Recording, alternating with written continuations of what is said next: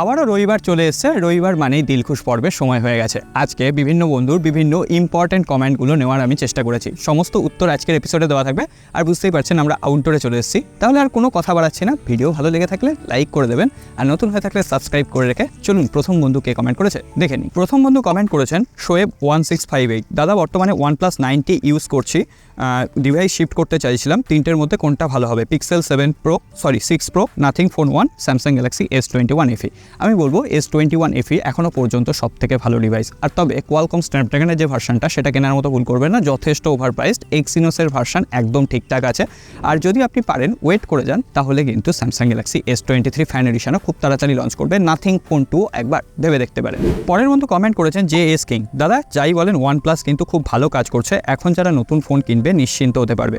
আপনার কি মত? হ্যাঁ, এক নজরে দেখলে মনে হবে যে OnePlus খুবই ভালো কাজ করছে, কারণ বলেছে OnePlus যে গ্রিন লাইন ডিসপ্লে ইস্যু এলে তারা লাইফ টাইম ওয়ারেন্টি সাপোর্ট দেবে। কিন্তু একবার ভেবে দেখুন OnePlus যে ফোনগুলোর কথা বলেছে, OnePlus 9RT, OnePlus 8 বা OnePlus আর যে সমস্ত ডিভাইস, সেগুলো মাত্র 1.5 থেকে 2 বছর হলো লঞ্চ করেছে। এখন তারা বলছে সেই মোবাইলের পার্টসগুলো অ্যাভেলেবেল নেই। তো সেক্ষেত্রে আমরা কি দেখছি যে 2 বছর পরে একটা ফোন অবসোলেট হয়ে যাচ্ছে, তাহলে সেটা কি OnePlus-এর তরফ থেকে মেনে নেওয়া যায়? আপনি ধরুন আজকে OnePlus 11 কিনছেন, সেটা লং টার্মে ইউজ করবেন, 4-5 বছর যাতে ইউজ করা যায়। 2 বছর পরে গিয়ে OnePlus-এর ওই ফোনে যদি গ্রিন লাইন ইস্যু আসে, OnePlus বললো পার্টস অ্যাভেলেবেল নেই, তারপরে আপনাকে আবার ওই ফোনটা এক্সচেঞ্জ করতে হচ্ছে। হ্যাঁ, এক্সচেঞ্জ ভ্যালু আপনি হয়তো অনেক বেশি পাচ্ছেন, কিন্তু তারপরও আপনাকে টাকা ইনভেস্ট করতে হচ্ছে পরে স্মার্টফোনটা কেনার জন্য। আর সবসময় আপনি OnePlus-এর কাছেই কিন্তু এই টাকাটা পাচ্ছেন। সুতরাং OnePlus-এর ডিভাইস থেকে অন্য ডিভাইসে আপনি শিফট করতে পারছেন না।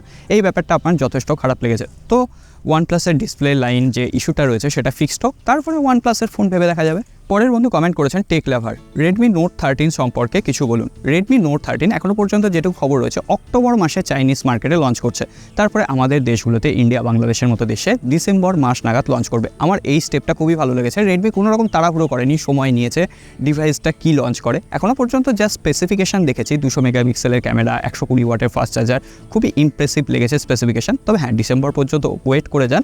আমি বলবো Redmi Note 13 সিরিজ নিয়ে আমারও আগ্রহ রয়েছে। অনেকদিন পর Redmi Note 13 সিরিজে ভালো স্পেসিফিকেশন সামনে আসছে, ওয়েট করে যান। পরবর্তী বন্ধু কমেন্ট করেছেন আকাশ ঘোষ। দাদা অনেকদিন ধরে তোমার ভিডিও দেখছি, একটা সমস্যার মধ্যে আছি। 40,000-এর মধ্যে কোন ক্যামেরা ফোনটা ভালো হবে? ইঞ্জিনিয়ার আমি, গেম খেলার মতো সময় নেই, এডিটিং করি, ক্যামেরা যেন খুব ভালো হয়। আমি 3টে ফোনকে সাজেস্ট করতে পারি। 40,000 রুপির নিচে যদি কিনতে হয় তাহলে Vivo V27 Pro ক্যামেরার দিক থেকে ভালো অপশান। OnePlus 11R ক্যামেরা আর পারফরমেন্সের মাঝামাঝি একটা অপশান, মানে অলরাউন্ডার সেট বলা যেতে পারে।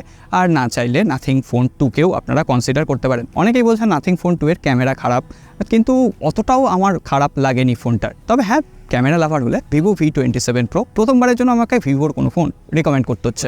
বিডি প্রান্ত গেমিং। দাদা আগে আমার ভালোবাসা নিও। দাদা আমি বাংলাদেশ থেকে বলছি, এই সময় বাজেটে ল্যাপটপ ভালো হবে নাকি কম্পিউটার নিলে ভালো হবে? আমি বলবো বাজেট যদি আপনার টাইট থাকে তাহলে অবশ্যই একটা ডেস্কটপ পিসি বিল্ড আপ করুন, কারণ আপনার পরবর্তীতে বাজেট বাড়তে পারে বা আপনার কাজের ধরন চেঞ্জ হতে পারে। আজকে হয়তো আপনি লাইট ওয়ার্ক করছেন, কালকে হয়তো আপনি হার্ড ওয়ার্ক করবেন বা বিভিন্ন ধরনের এডিটিং করবেন। তখন সেক্ষেত্রে আপনি ডেস্কটপ পিসি কিনলে সেটাকে আপগ্রেড করার চান্স পাবেন। আপনি চাইলে র্যাম বাড়িয়ে নিতে পারবেন, আপনি চাইলে SSD বাড়িয়ে নিতে পারবেন। কিন্তু ল্যাপটপের ক্ষেত্রে বাজেট, আর বিশেষ করে বাজেট ল্যাপটপের ক্ষেত্রে র্যাম স্লট একটা থাকে, আপনি চাইলেও র্যাম বাড়াতে পারবেন না। তো আমি বলবো বাজেট কম হলে অবশ্যই ডেস্কটপ পিসি নেওয়া উচিত। Unique BKS। আচ্ছা দাদা, এয়ারবাডসের স্পেসিফিকেশন চেক করলে দেখা যায় কানেকশন টাইপ ব্লুটুথ, আবার কিছু এয়ারবাডসের স্পেসিফিকেশন চেক করলে দেখা যায় কানেকশন টাইপ ট্রু ওয়্যারলেস। এই কানেকশন টাইপ ব্লুটুথ এবং কানেকশন টাইপ ট্রু ওয়্যারলেসের মধ্যে পার্থক্য কি? আশা করি উত্তরটা পাবো। অ্যাকচুয়ালি কোনো পার্থক্য নেই। কোনো কোম্পানি সেটাকে ওয়্যারলেস হেডফোন বা ওয়্যারলেস TWS বলে। ওয়্যারলেস মানে হচ্ছে যেটাই কোনো রকম তার থাকবে না, সেটা নেকব্যান্ড হতে পারে, সেটা TWS হতে পারে। আবার কিছু ক্ষেত্রে ব্লুটুথ বলা হয়। অ্যাকচুয়ালি ওই যে TWS বা ওই যে হেডফোনটা, সেটা ব্লুটুথের মাধ্যমে কানেক্টিভিটি হয়, তাই জন্য ওটাকে ব্লুটুথ TWS বলে। দুটোর মধ্যে হেরফের কিছুই নেই। আপনি যে টাইপেরই কিনুন না কেন, আপনাকে সেটা ব্লুটুথ কানেক্টিভিটি দিয়েই কানেক্ট করতে হবে। পরের বন্ধু কমেন্ট করেছেন সৌজন বিশ্বাস। একটা অদ্ভুত প্রশ্ন অনেকদিন ধরে মাথায় আসছে, মোবাইল গেমিংয়ের জন্য কখনো কি এক্সটার্নাল GPU আসা সম্ভব, যেটা কিনা টাইপ সি থান্ডারবোল্ট পোর্ট দিয়ে ফোনের সাথে কানেক্ট হবে? Asus already Windows based gaming tablet এই টেকনোলজি ইন্ট্রোডিউস করেছে। আসুস যে গেমিং ট্যাবলেটটা ইন্ট্রোডিউস করেছে ওটা কিনে টেস্ট করার ইচ্ছে ছিল, কিন্তু দাম অত্যাধিক, তাই জন্য আর কিনে টেস্ট করা হয়নি। আর হ্যাঁ, এখনই তো মোবাইলে জিপিউর ক্ষেত্রে আমরা আলাদা এক্সট্রা চিপ দেখতে পাই। iQOO Neo 7 Pro অলরেডি মার্কেটে অ্যাভেলেবেল, যেখানে এক্সট্রা চিপ ব্যবহার করা হয়েছে গেমিং সেকশনকে এনহ্যান্স করার জন্য।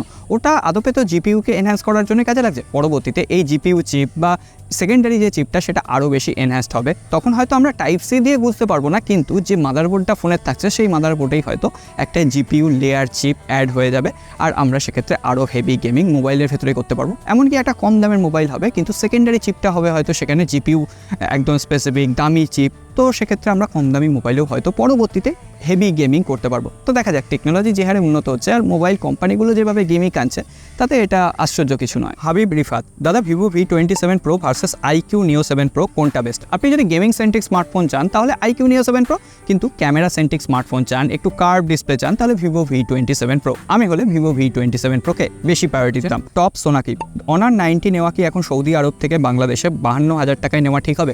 আমি বলবো অনার 90 ফোনটা খুব তাড়াতাড়ি ইন্ডিয়ান মার্কেটে অফিসিয়ালি লঞ্চ করতে চলেছে। ইন্ডিয়ান মার্কেটে যখন লঞ্চ করবে তখন দেখবেন ইন্ডিয়ান মার্কেটের আনঅফিসিয়াল ডিভাইসগুলো বাংলাদেশে পৌঁছে যাবে, তখন দাম বেশ কিছুটা কমবে। তো আমি বলবো ইন্ডিয়ান মার্কেটের ফোনগুলো কিনুন, কারণ সৌদি আরবের যে ফোনটা যাচ্ছে সেটা হয়তো চাইনিজ ভ্যারিয়েন্ট যাচ্ছে, সেখানে বিভিন্ন সফটওয়্যারের সাপোর্ট নাও থাকতে পারে। তো ইন্ডিয়াতে যখন আসবে সেটা গুগলের সাথে লঞ্চ হবে, প্লে স্টোরের ফুল সাপোর্ট থাকবে, এমনকি কান্ট্রি লকেও সেখানে থাকবে না। আপনি যদি ফোনটা একবার অ্যাক্টিভ করে বাংলাদেশে নিয়ে যান কোনো রকম অসুবিধা হবে না। তো আমি বলবো একটু ওয়েট করে যান, তারপরে কিনবেন। পরের মতো কমেন্ট করেছেন স্টিফেন, দাদা Samsung Galaxy S23 fan addition Android 14 One UI 6 দিয়ে লঞ্চ হবে? হ্যাঁ, একদম। এখনও পর্যন্ত যেটুকু লিক আছে Samsung Galaxy S23 fan addition আগামী 2 মাসের মধ্যে লঞ্চ করবে, আর সেখানে out of the box Android 14 থাকবে, One UI 6.0 কাস্টমাইজেশন থাকবে, এমনকি স্যামসাং 4টে বড় বড় অপারেটিং সিস্টেমের আপডেটও দেবে। বলছেন Rahul DC, green line issue দেখে OnePlus 11 মোবাইলটা নেওয়া কি ঠিক হবে? এখনও পর্যন্ত আমি যতটা টুইটার ঘাটাঘাটি করলাম, বিভিন্ন ধরনের রিপোর্ট দেখলাম, OnePlus 11 ফোনটা কিন্তু গ্রিন লাইন ইস্যু তেমন আসেনি। সুতরাং আপনারা চাইলে OnePlus 11 ফোনটাকে কনসিডার করতে পারেন। তবে হ্যাঁ, ভয় তো থাকেই। আমি বলবো OnePlus 11 নেওয়ার থেকে আপনি ওই পয়সা দিয়ে স্যামসাং গ্যালাক্সি S22 প্লাস নিতে পারেন, বা আরেকটু দাম বেশি দিয়ে স্যামসাং গ্যালাক্সি S23 ফোনটাও নিতে পারেন। এমডি সাহেব, দাদা আমার প্রশ্ন হলো EIS এবং OIS এর মধ্যে পার্থক্য কী? EIS হচ্ছে ইলেকট্রনিক ইমেজ স্টেবিলাইজেশন, যেটার কিন্তু কোনো রকম হার্ডওয়্যার ক্যাপাসিটি নেই। EISটা কিন্তু সফটওয়্যার নির্ভর, অর্থাৎ আপনার ক্যামেরার যে আউটফেসটা থাকছে সেটাকে একটু ক্রপ করে নিয়ে EIS ফ্যাসিলিটিটার কাজ করছে, ফলে ভিডিও যখন আপনি তুলছেন সেটা সামান্য কিছুটা স্টেবিলাইজ হচ্ছে।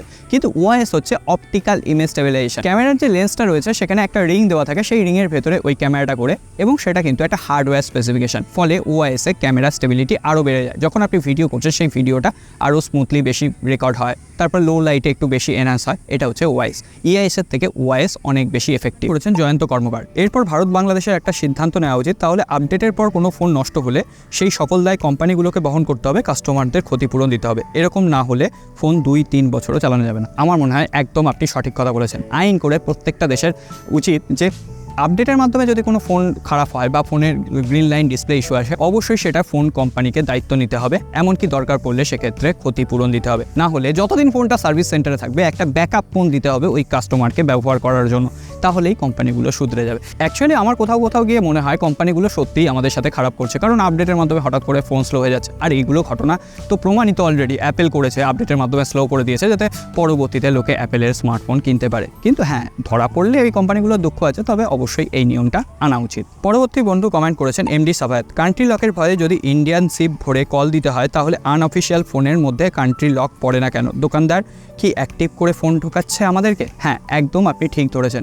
ইন্ডিয়া থেকে যে সমস্ত ফোনগুলো যাচ্ছে, আর আমি নিজে সাক্ষী রয়েছে, একদম একটা ফোন যেটাকে একদম সিল প্যাক করে দেওয়া হলো, বোঝাও গেল না, একদম কোম্পানি যে সিল প্যাকটা সেটা একজন দোকানদার নিজে করে দিতে পারে। তো সেক্ষেত্রে ফোনগুলোকে অ্যাক্টিভ করা হচ্ছে, তারপরে বাংলাদেশে গিয়ে বিক্রি করা হচ্ছে। তো সেক্ষেত্রে ওয়ারেন্টি রেজিস্ট্রেশনও অনেক দিন আগে চালু হয়ে যেতে পারে। এমনও হতে পারে ওই ব্যক্তি বা যে ফোনের মালিক সে হয়তো 3-4 দিন ইউজ করেছে বা 7 দিন ইউজ করেছে, কিন্তু ফোনটায় কোনো রকম স্ক্র্যাচ পড়েনি, তারপরে ফোনটা আপনার কাছে বিক্রি করা হয়েছে। কিন্তু একথাও বলবো যে ফোন কিন্তু এখন কান্ট্রি লক থাকছে। ইন্ডিয়ার বেশ কিছু ফোন লঞ্চ হয়েছে, যেমন নাথিং ফোন 2, সেখানে ইন্ডিয়ান সিম প্রথম করে তারপরে কিন্তু ফোনটা বাইরে ইউজ করতে হবে। তো সেক্ষেত্রে আপনি যদি একদম সিল প্যাক ফোন আপনি বাংলাদেশে নিয়ে যান, তাহলে সে ফোনটা ইউজ করতে পারবেন না। অবশ্যই ইন্ডিয়া থেকে ফোন কেনার সময় বা বাংলাদেশে যে সমস্ত ফোন বিক্রি হচ্ছে আনঅফিসিয়াল, দেখে নিন সিম ভরে যে সেখানে নেটওয়ার্ক আসছে কিনা। যদি নেটওয়ার্ক না এসে থাকে তাহলে তো ফোন কেনার প্রশ্নই নেই। অবশ্যই এই ব্যাপারটা কিন্তু দেখে নিন। নেটওয়ার্ক যদি একবার না আসে তাহলে আবার ইন্ডিয়ায় আসতে হবে, আপনাকে সিম ভরে ওটাকে অ্যাক্টিভ করে তারপর বাংলাদেশে যেতে হবে, বহুত ঝক্কি হয়ে যাবে। সাতক্ষীরা লেভেল, দাদা অগ্নি 2 ইনফিনিক্স GT10 Pro কোনটা ভালো হবে বাংলাদেশ বাংলাদেশ থেকে বলছি। অগ্নি 2 আপনারা যারা অলরাউন্ডার ফোন চাইছেন তাদের জন্য সবথেকে পারফেক্ট। কার ডিসপ্লে রয়েছে, ক্যামেরাটাও ওভারঅল ভালো, গ্লাস বডি ডিজাইন রয়েছে। কিন্তু আপনারা যারা one and only gaming centric smartphone চাইছেন, শুধুমাত্র ধুমিয়ে গেম করবেন, তাদের জন্য Infinix GT10 Pro। Infinix GT10 Pro ভালো অপশান শুধু পারফরমেন্স সেন্ট্রিকের ক্ষেত্রে। আপনি একটু পারফরমেন্সের ক্ষেত্রে কম্প্রোমাইজ করতে পারলে অগ্নি 2 আমার জন্য বেটার অপশান ছিল। এমডি আব্দুল্লাহ দাদা বাংলাদেশ থেকে used Samsung Galaxy S20 ultra 32 থেকে 35 হাজারের মধ্যে পাওয়া যাচ্ছে। এখন প্রশ্ন হলো 2023-এ এটা কি নেওয়া ঠিক হবে? 32 থেকে 35 হাজার আমি বলবো ভালো দাম, কিন্তু S20 আলট্রা এই ফোনটার কন্ডিশন কেমন আছে সেটা দেখে নিতে হবে।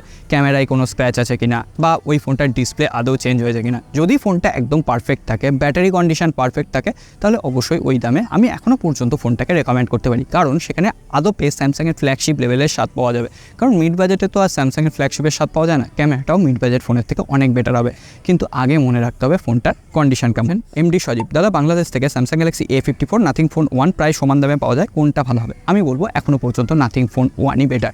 স্যামসাং A54 ফোনটাকে রেকমেন্ড করা যেত, কিন্তু ওর যে এক্সিনস প্রসেসর অতটা অপটিমাইজ আমার লাগেনি। তো বেটার হচ্ছে nothing phone 1 Qualcomm Snapdragon 778G, অনেক ফ্লুয়েন্ট পারফরমেন্স দিচ্ছে, ফোনটা ইউজ করে মজা আছে। পরের বন্ধু কমেন্ট করেছেন আরিয়ান দাদা স্যামসাং গ্যালাক্সি A73 A54 কোনটা ভালো হবে আর এখন কি নেওয়া ঠিক হবে? আমি বলবো এই দুটো ফোনের কোনোটাই এখন নেবেন না, কারণ এই দামের আশেপাশে Samsung Galaxy S21 fan addition available আছে। তো সেই ফোনটাই নিন, আপনি এই দুটোর থেকে বেটার অপশান পাবেন।